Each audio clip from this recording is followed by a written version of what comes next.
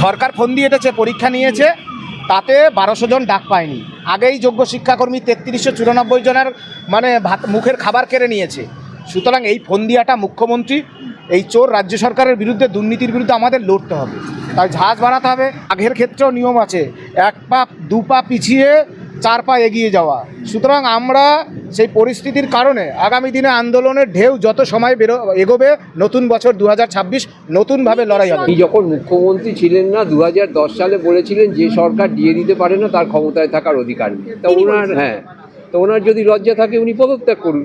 উনি পদত্যাগ করছেন না কেন? উনি ডিএটা এই কারণেই দিচ্ছেন না যে এখান থেকে কাটমানি পাবেন না। ওনারই দলের ঘোষিত নীতি হচ্ছে, ওনাদের নেত্রী দোলা সেন তার ভিডিও বেরিয়েছিল যে 75 আমাদের দেবেন, 25 আপনারা রাখবেন। তো ডিএ যেটা সরকারি কর্মচারীরা পাবে তারা তো 75% দেবে না। কিন্তু এই দুর্গাঙ্গন বলুন বা অন্য যেখানে এই সমস্ত কনস্ট্রাকশনে কাজ হচ্ছে, মহাকাল মন্দির, সেখান থেকে 75% ওনাদের ফান্ডে যাবে এবং সেটা চলে যাবে দুবাইতে। উনি যেভাবে শিক্ষক সমাজকে যেভাবে হ্যামারিং করেছে রাজ্য সরকার, তিনি তার মানে সেটারই প্রতিবাদ করছেন। তিনি বলছেন যেটা অন্যায়টা হয়েছে, অন্যায়টা হতে দেওয়া উচিত নয়। রাজ্য সরকার যোগ্য তালিকা যদি দেয়, আনটেন্টেড লিস্ট যদি দেয়, আজও সম্ভব চাকরিটা বাঁচানো, আজও সম্ভব। রাজ্য সরকার চাইছে না, কোর্ট স্বতঃপ্রণোদিতভাবে এই চোরেদের বিরুদ্ধে অ্যাকশন নিচ্ছে না, এখানে আমরা আশাহত হচ্ছি। আমরা বিচার ব্যবস্থার প্রতি আস্থাশীল। আসলে এই গণতন্ত্র, সংবিধান এসব কিছুই উনি মানেন না। উনি মনে করেন যে উনি এই রাজ্যের রানী এবং ওনার উত্তরসূরি হচ্ছে এই রাজ্যের যুবরাজ। তো সেই রানী বা যুবরাজ তারা যেভাবে নিজেদের অতীতের রাজারা যেভাবে নিজেদের রাজকোষের অর্থ, সেটাও জনগণেরই অর্থ, যেভাবে খরচ করতো, বর্তমান যুগে সেটা জনগণের সম্মতি নিয়ে বা সংবিধানে বলাই আছে যে কোনো সরকার কোনো ধর্মীয় প্রতিষ্ঠানে এইভাবে টাকা দিতে পারে না। সেখানে নানা রকম জাল চুরি করে দীঘায় করেছেন যে কি জগন্নাথ কালচারাল সেন্টার, এসব নামটাম দিয়ে ভণ্ডামি করে এই সব কাজগুলো চলছে। আর সরকারি কর্মচারীদের টাকা দিলে সেখান থেকে কাটমানি দেবেন না বলে ওখান থেকে একই গল্প বলে যাচ্ছে। যে আপনিও গেছিলেন একেবারে চাকরিহারা আরেকজন আপনি, তা বলছি আলোচনা কতটা সদস্য হলো এই হুমায়ুন কবিরের সাথে আলোচনা? সদর্থক হলো বলতে মানে উনি তো আমাদেরকে একটা পরিষ্কার উনি বলেছেন যে আমাদের পাশে থাকবেন। আমাদের পাশে থাকা মানে হচ্ছেন উনি যেভাবে শিক্ষক সমাজকে যেভাবে হ্যামারিং করেছে রাজ্য সরকার, তিনি তার মানে সেটারই প্রতিবাদ করছেন। তিনি বলছেন যেটা অন্যায়টা হয়েছে, অন্যায়টা হতে দেওয়া উচিত নয়। বা অ্যাজ এ সাধারণ মানুষ যদি উনি ভাবেন নিজেকে, সেক্ষেত্রেও কেনই আমরা চুপ করে থাকবো?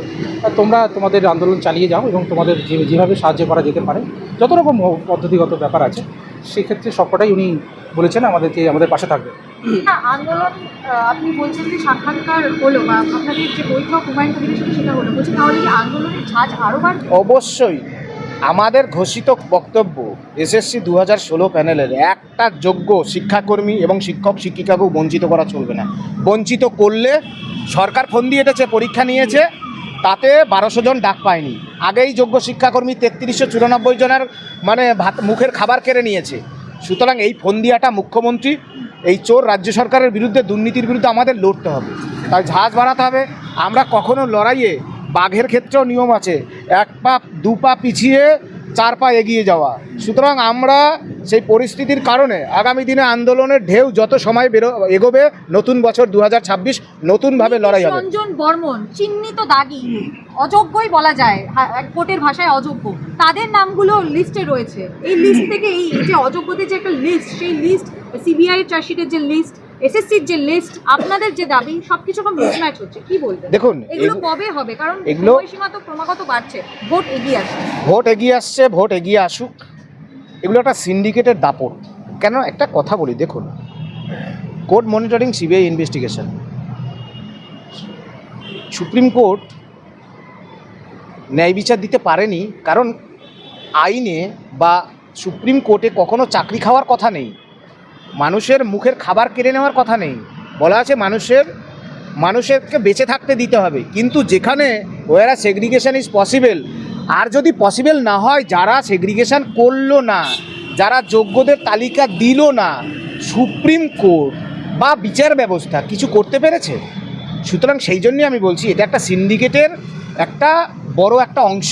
সেই বড় একটা অংশকে দুর্নীতির বিরুদ্ধে আমাদের লড়তে হবে। রাজ্য সরকার যোগ্য তালিকা যদি দেয়, আনটেন্টেড লিস্ট যদি দেয়, আজও সম্ভব চাকরিটা বাঁচানো, আজও সম্ভব। সুতরাং রাজ্য সরকার চাইছে না, কোর্ট স্বতঃপ্রণোদিতভাবে এই চোরেদের বিরুদ্ধে অ্যাকশন নিচ্ছে না, এখানে আমরা আশাহত হচ্ছি। আমরা বিচার ব্যবস্থার প্রতি আস্থাশীল। আপনার কাছে সেই একই প্রশ্ন, ডিএ আন্দোলনে আপনাকে দেখা গেছে, ডিএ আন্দোলনের প্রথম সারির মুখ কিন্তু আপনি। ডিএ আন্দোলনের ক্ষেত্রে আমরা দেখতে পাচ্ছি যে থিতিয়ে রয়েছে, এখনও সুপ্রিম কোর্টের শুনানি পর্ব শেষ, তারপরেও কিন্তু যেটা শুনানি পর্বের পরে যে রায়টা বেরোয় সেটা কিন্তু বেরোচ্ছে না। বিভিন্ন আইনজীবী মহল থেকে বলা হচ্ছে আপনাদের আন্দোলনটা অনেকটা স্তীমিত হয়ে গেছে, আন্দোলনের ঝাঁজ আরও বাড়লে নাকি ডিএটা পাওয়া যেত তাড়াতাড়ি। কী বলবেন? আপনিও আজকে হুমায়ুন কবিরের সাথে বৈঠকে ছিলেন, চাকরিহারা শুনানি। হ্যাঁ, চাকরিহারাদের বিষয়ে বৈঠকটা ছিল। আর ডিএর ব্যাপারটা, এই যে মামলা যেটা হয়েছে, এটা হচ্ছে 2009 সালের রোপা নিয়ে। আর সংগ্রামী যৌথ মঞ্চ যে আন্দোলনটা চালাচ্ছে সেটা হচ্ছে 2019-এর রোপা নিয়ে। এখন সেই আন্দোলনটা সেই পর্যায়ে আছে। তো সুতরাং এইটা যে পরস্পর যুক্ত, 2009-এর যে রোপা নিয়ে সুপ্রিম কোর্টের রায়, এটার সঙ্গে 2019-এর রোপার একটা সম্পর্ক রয়েছে, কারণ 2019-এর রোপাতে ডিএর ব্যাপারটাই রাখা হয়নি। এই রায়টার জন্য আমরা অপেক্ষা করছি। এই রায়টা আশা করছি যে এই জানুয়ারি মাসেই প্রকাশিত হবে এবং আমাদের পক্ষেই রায় যাবে, এবং জানুয়ারি মাস থেকেই আবার তীব্র আন্দোলন এই জায়গা থেকে শুরু হবে। এবং বর্তমানে শিক্ষক কর্মচারী এরা প্রত্যেকেই এসআইআরে ব্যস্ত, জানেন আপনারা, তাদের ওপরে কি কাজের চাপ। তো আমরা চাই যে সেটাও তারা সংবিধান মেনে করছেন, এবং সুতরাং সেই জায়গাটাও ততদিনে শেষ হয়ে যাবে এবং সেই আন্দোলন আবারও জানুয়ারি মাস থেকে সেটা আপনারা জানতে পারবেন যে নতুন পর্যায়ে বা নতুন উদ্যোগে শুরু হবে। মুখ্যমন্ত্রী মমতা বন্দ্যোপাধ্যায় আজকে দুর্গাঙ্গনে শিলান্যাস করবেন। দুর্গাঙ্গন করার জনগণের ট্যাক্সের টাকায় পয়সা রয়েছে, আপনারা সরকারি কর্মচারী ছিলেন বা রয়েছেন, আপনাদেরকে দিয়ে দেওয়ার টাকা নেই মুখ্যমন্ত্রীর কাছে। তিনি বলছেন, তিনি বারংবার বলেন যে রাজকোষে টাকা নেই, রাজকোষে টাকা নেই। আচ্ছা, মুখ্যমন্ত্রীর কাছে কি সত্যিই টাকা নেই? উনি যখন মুখ্যমন্ত্রী ছিলেন না, 2010 সালে বলেছিলেন যে সরকার দিয়ে দিতে পারে না তার ক্ষমতায় থাকার অধিকার নেই। তা ওনার, হ্যাঁ, তো ওনার যদি লজ্জা থাকে উনি পদত্যাগ করুন। উনি পদত্যাগ করছেন না কেন? উনি ডিএটা এই কারণেই দিচ্ছেন না যে এখান থেকে কাটমানি পাবেন না। ওনারই দলের ঘোষিত নীতি হচ্ছে, ওনাদের নেত্রী দোলা সেন তার ভিডিও বেরিয়েছিল যে 75 আমাদের দেবেন, 25 আপনারা রাখবেন। তো ডিএ যেটা সরকারি কর্মচারীরা পাবে তারা তো 75% দেবে না, কিন্তু এই দুর্গাঙ্গন বলুন বা অন্য যেখানে এই সমস্ত কনস্ট্রাকশনে কাজ হচ্ছে, মহাকাল মন্দির, সেখান থেকে 75% ওনার দের ফান্ডে যাবে এবং সেটা চলে যাবে দুবাইতে। না, এটা তো ভারত, উনি তো সংবিধানের ভেঙে, সংবিধান পড়ে যিনি বিধানসভা ভেঙেছেন তিনি তো সংবিধান মানেন না। আসলে তিনি হচ্ছেন রানী, এবং তার যে দলের যে সর্বভারতীয় সম্পাদক, আপনারা যান এই ডায়মন্ড হারবার রোডে যান, ধর্মতলায় যান, তার ছবি দিয়ে লেখা আছে যুবরাজ। তো গণতন্ত্রে কি কোনো যুবরাজ থাকে নাকি? আসলে এই গণতন্ত্র, সংবিধান এসব কিছুই উনি মানেন না। উনি মনে করেন যে উনি এই রাজ্যের রানী এবং ওনার উত্তরসূরি হচ্ছে এই রাজ্যের যুবরাজ। তো সেই রানী বা যুবরাজ তারা যেভাবে নিজেদের অতীতের রাজারা যেভাবে নিজেদের রাজকোষের অর্থ, সেটাও জনগণেরই অর্থ, যেভাবে খরচ করতো, বর্তমান যুগে সেটা জনগণের সম্মতি নিয়ে বা সংবিধানে বলাই আছে যে কোনো সরকার কোনো ধর্মীয় প্রতিষ্ঠানে এইভাবে টাকা দিতে পারে না। সেখানে নানা রকম জালজুট চুরি করে দীঘায় করেছেন যে কি জগন্নাথ কালচারাল সেন্টার, এসব নামটাম দিয়ে ভণ্ডামি করে এই সব কাজগুলো চলছে। আর সরকারি কর্মচারীদের টাকা দিলে সেখান থেকে কাটমানি দেবেন না বলে ওখান থেকে একই গল্প বলে যাচ্ছেন, অথচ কেন্দ্রীয় সরকারের থেকে টাকাগুলো নিয়ে যাচ্ছে। কেন্দ্রীয় সরকার যে মহার্ঘ ভাতা বাবদ টাকা দেয়, রাজ্য সরকারি কর্মচারীদের পুরো টাকা দেয়, শিক্ষক বোর্ড কর্পোরেশন পঞ্চায়েতে 60% টাকা দেয়, তার কোনো হিসেব নেই। আমরা 3 বছর ধরে হিসেব চাইছি, সেই হিসেব উনি এখনো বের করতে পারেন। শেষ একটাই প্রশ্ন, আপনিও হুমায়ুন কবিরের সাথে বৈঠক করেছিলেন বা করলেন, বৈঠক কতটা সদর্থক ছিল? আজকে মূলত চাকরিহারাদের যাদের কোনো দোষ নেই, যারা নিজেদের যোগ্যতা একটা চাকরি পেয়েছিলেন, এবং অনেকেই তারা হচ্ছে এই মুসলিম নমশূদ্র মতুয়া সম্প্রদায়, যারা প্রথম প্রজন্মে এই চাকরিটা পেয়েছে, সেই চাকরিটা এই মুখ্যমন্ত্রী এবং তার দলের চুরির কারণে তাদের এই চাকরিটা চলে গেছে। এই যে চাকরিটা চলে গেছে, এবং এরা আমার সন্তান সম, আমি এরা ডাকলে আমি না এসে থাকতে পারি না, কারণ আমার নিজের সন্তানের চাকরি গেলেও যা হতো এদেরও সেই অবস্থা।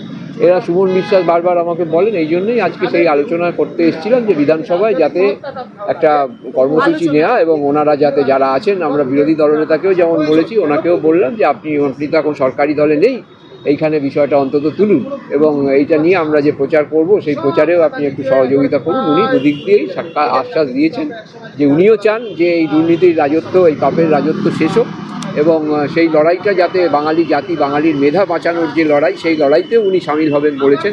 উনি তো বাঙালি শেষ অর্থে, তো সেই লড়াইতে উনি সামিল হবেন, এইটুকুই আমাদের আজকে আলোচনা।